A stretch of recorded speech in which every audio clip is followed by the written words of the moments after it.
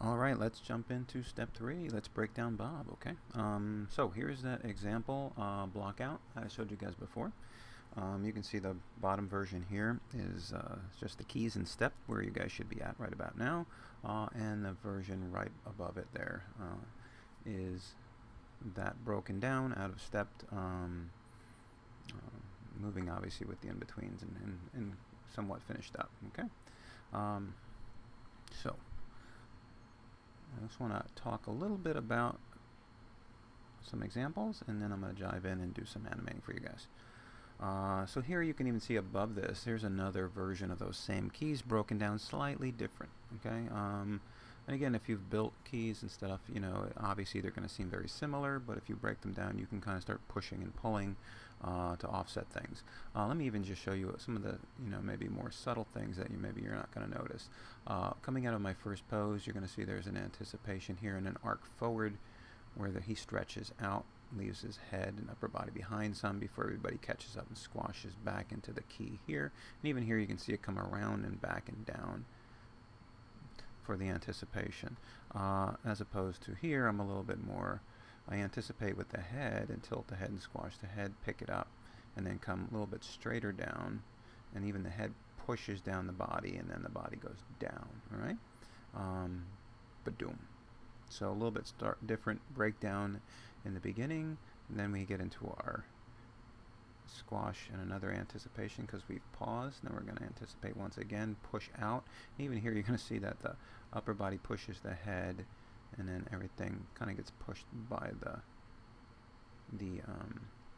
sort of the torso in there, the rib cage. Let's see how we got out of this one. Here it's a little bit more the hips just pushing and the head coming up later. Everybody kind of opening up and bouncing a bit and opening up that pose before we squash again, anticipate a little bit, and then drop in and bounce. Even here, the way we settle in, we come right down and right up, and I believe I kind of offset that a little bit here. I'm going to pop, hit my key again. You're going to see I like to anticipate before I come down, coming out of that pause.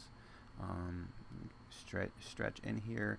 Hips hit first, then the upper body, and then the head comes down. A little bit too slow, but hey, it's connected to the body, right?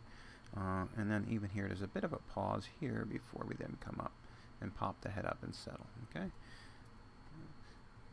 So again, when you break down something, you're working within sort of the framework of the keys you build, but obviously there's a lot of ways you can interpret and push and pull. Here's another quick example of the jump. This you can see a lot of leading with the head. You can see that head does a lot of the anticipating, which is an anticipate forward and up, and then an anticipate down and into the squash. Then the hips kind of get involved, and we push off and actually kind of pull more with the head, even though the head's kind of squashing, and then it pops up. Badoom. And settle in. Okay. Alright, so let's dive into Maya and let me do a little bit of the breakdown here to give you guys maybe some ideas to pull from. So here's the block out of stepped. If you're in step, take your animation out of step, I suggest, and start animating it. And I'm going to just dive in. I don't have any preconceived notions about what we're shooting for here. I'm just going to work within what I've established. And I might want to just even create a slight little pause here just so that we don't start moving too soon.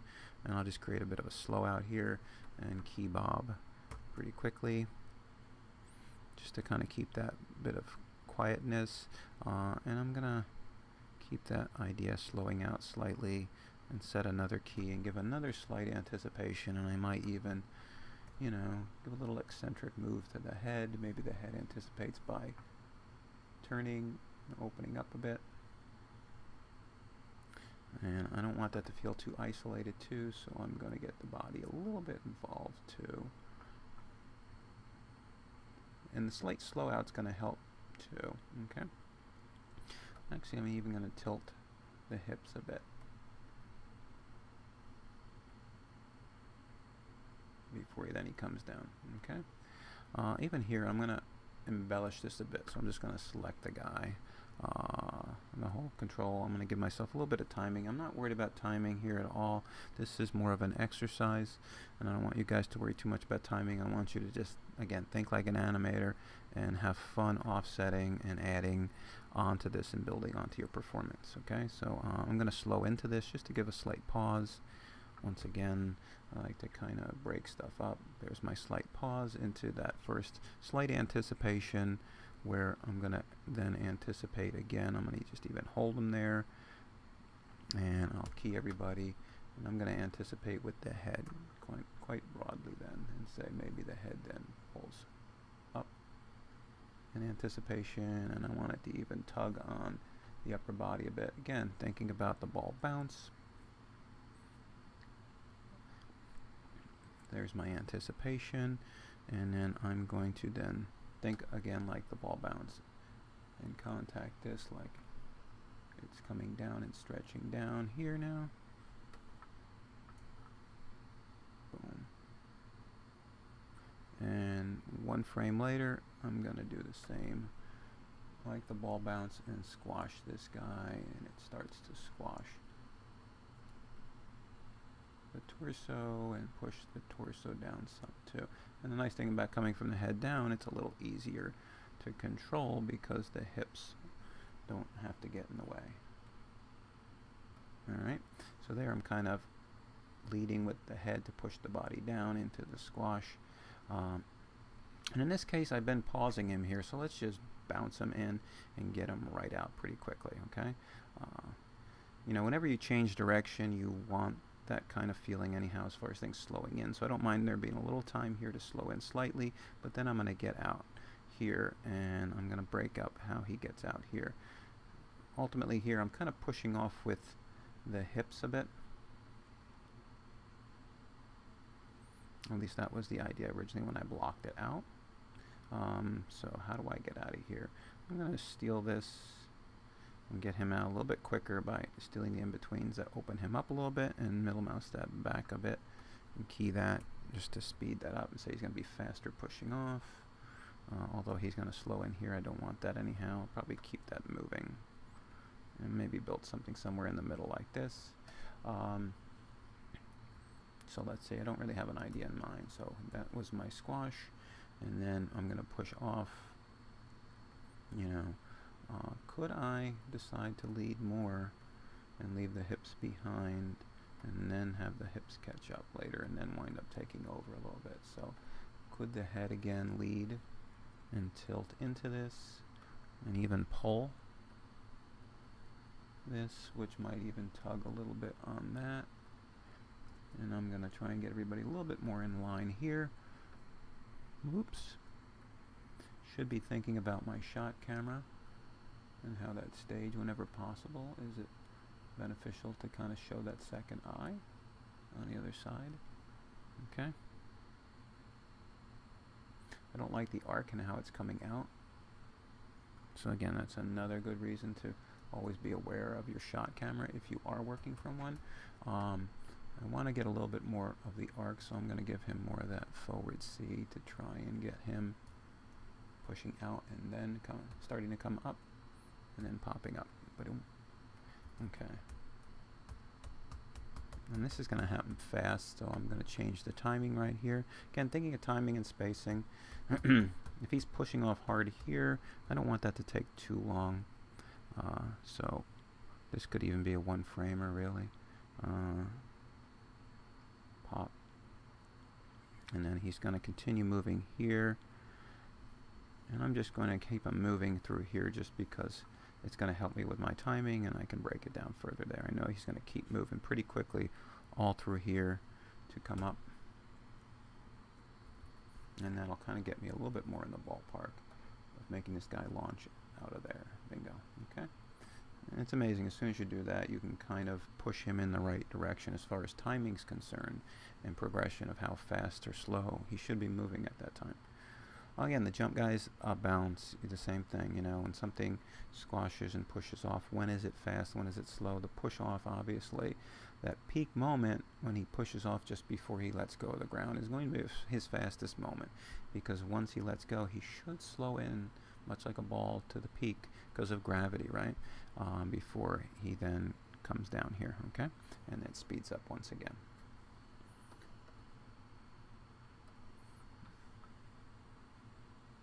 I still kind of want to feel a little bit more on the arc here. His head doesn't really quite fit the arc I'm looking for. Maybe a little drag and tilt here. We'll get a little bit more into the arc. And, you know, your keys are up for discussion too. You know, could this key just be a little bit too in also? You know, I could be pulling that back. You know, checking my graph editor about that kind of thinking too. Obviously, progression will always lead you to the right decision. And even here, if I want him to kind of be a little bit farther back and keep moving through here a little bit more fluidly before he then plateaus out and kind of heads down, okay? Also, I have this, boom, boom. And I like the idea of holding back, actually, the rotate and having that happen later. I've done that before, but it's a fun thing. So let me do that live here as far as, like, I'm even going to just use my graph editor to favor the rotation on that hip previously and do the same thing with the upper body, and that will easily allow me to just favor one. I can even decide to even go the opposite way, right, and overshoot. Let's do that and push it. So that would be tilt him more that way, he keep tilting back. And to keep him smooth, maybe I wouldn't want to leave something like this if I didn't have to.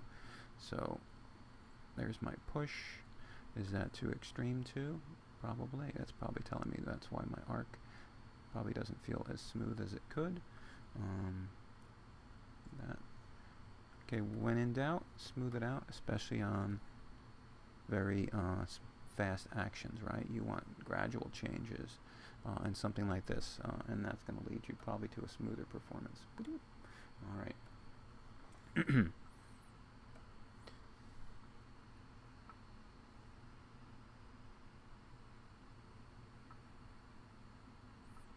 I can break this down further if I look a little bit closer, and usually that's what it takes. It's like the head comes down and hits. I kind of want to actually have fun with the head a little bit. I feel like it just goes straight up where it should come forward and tilt some, right? Like that to lead and then come back this way.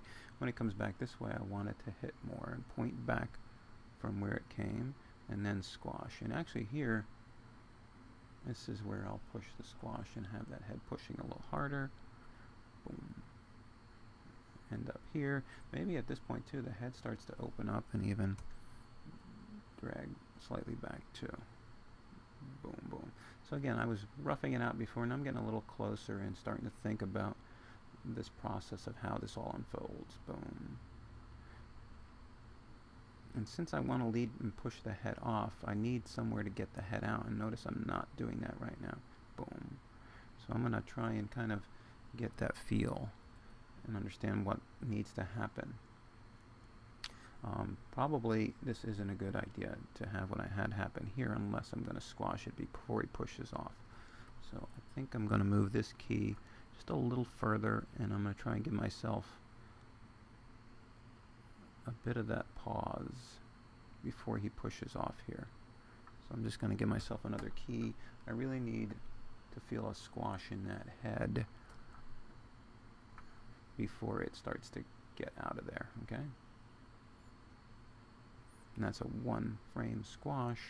That's very isolated. I'm just going to give a little bit of change to that. I might even want to get everybody else involved too, even if it's just a slight tilt. And I wanted to tilt the head down a little bit because I was going to pull it up to come out. Again, thinking reversal. Alright, I'm going to just give this a little bit more time. Boom, boom, boom, pop. What is that, 1, 2 frames? I'm just going to give this 2 frames to happen also. So I'll steal a frame from over there. Ba-doom.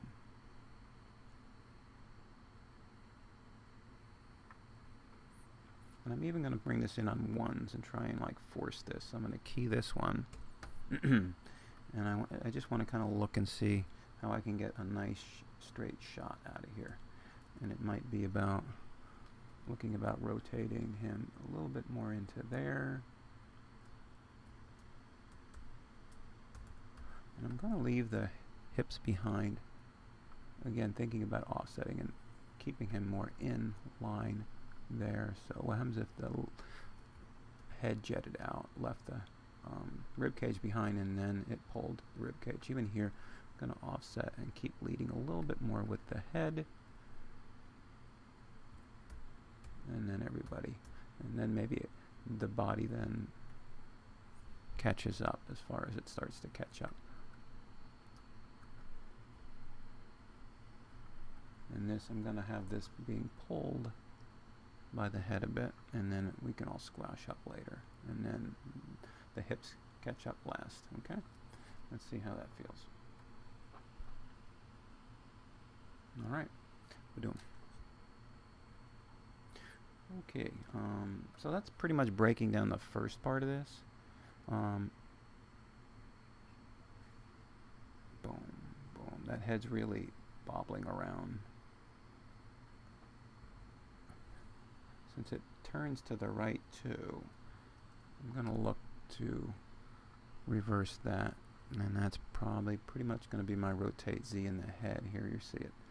I don't like the staging on that.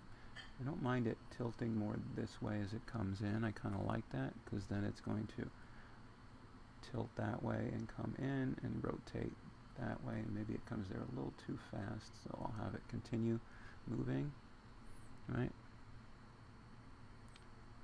You hear it still feels a little too fast. I'm going to put it right in the middle so we see that sort of happen here. And now I kind of want to feel it start to push out more that way because it's leading.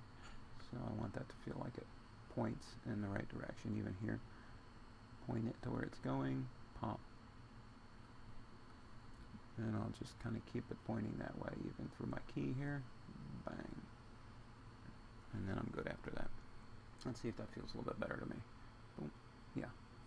I think it kind of helps with a little bit of motion also in the squash area where he sticks a little bit as far as getting him down there for a while before he gets out of there. And also too, notice that the hips stick right through here. Again, I want to think of him a little bit more like a character too, and see there's a flat line in Y, so I can just keep him kind of moving down.